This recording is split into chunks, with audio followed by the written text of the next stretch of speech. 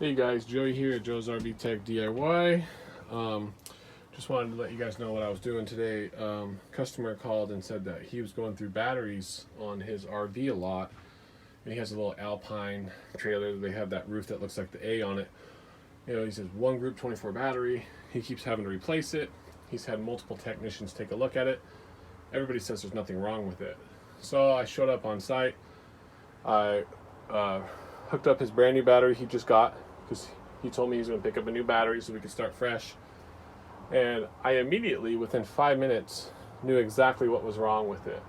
I tested the battery voltage when it was unplugged, and since it was a brand new battery, it was at 12.74, I believe. And then when I tested it with it plugged in, you know, all of a sudden I was watching it with my Fluke T189 voltmeter, and I noticed that the actual power converter was charging it at a level that would actually boil the batteries all day, every day. So I sat there and I watched it climb from 13 volts all the way up to 16.8 volts, and I knew that there was something wrong with the converter, and it was overcharging the actual batteries. And you know, because he's very good at maintaining his RV and his batteries, for that matter. You know, he puts fluid in there, and he hired all these other guys to look at it, and none of them could figure out what was wrong with it. And it's because they don't take the time to actually learn the proper function and operation of a power converter in an RV. And I can't stress this enough. So if you're watching this video and you have batteries that keep on going bad really fast, whether it be a month, 3 months, even a year, one of the things you could check is your voltage when you're plugged in. See what your converter is actually charging your batteries at. In this particular one, it was as high as 16.8 volts. That will boil the batteries all day, every day, until they are no good. So the fix was, we went ahead and removed he had an Elixir Industries 20 amp converter in there. So we cross-reference it with a Wafco 25 amp, and we got it installed here, and it works beautiful. So it now, when we go out here and we check the batteries, in case you guys want to see what kind of RV I'm talking about, it is.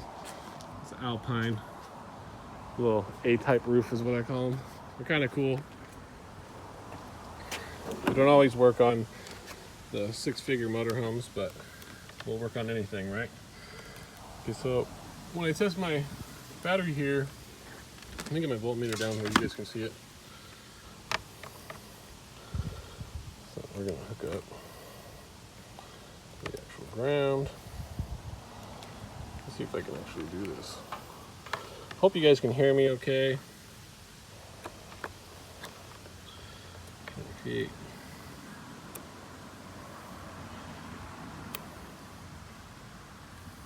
Okay, so we're gonna touch here and here. Bear with me here on this video. Sorry guys, the voltmeter is kind of in my way.